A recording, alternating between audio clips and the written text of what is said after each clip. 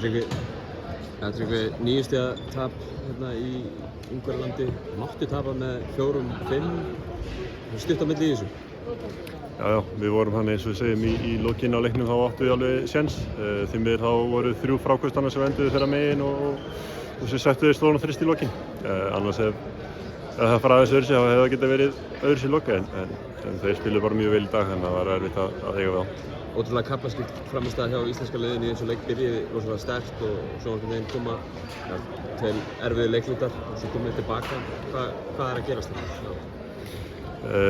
Ég held að það sé svo meira hægt að gerast. Við byrjum mjög vel, sérstaklega Martin hann setur hérna 2 stóra þrista til að byrja með. En þeir náttúrulega hrukku í gang og gerðu mjög vel. Þeir komust á svona miðjusvæði til þess að skjóta þessum skotum sínum sem svona okkar kannski veikleiki í vörn.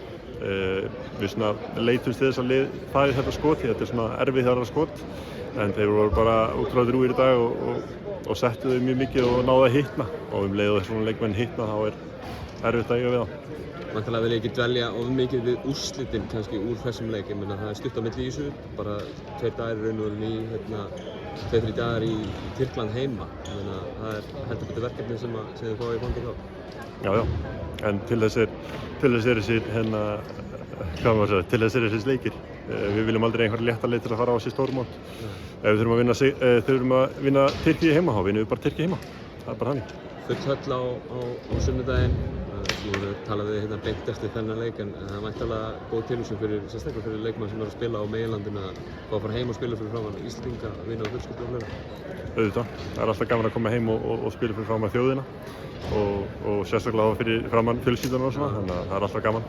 En eins og við höfum sýnt margoft og munum halda áfram að sýna að við getum gert einhverja stóra hluti og af okkar mati það var þetta ennþá í okkar höndum. Þannig að við ætlum bara að taka á móti Tyrkjum og láta þetta okkar megin í dag, eða þetta skiptið. Kærar þakkir Tryggvi og gangi ykkur vel. Takk.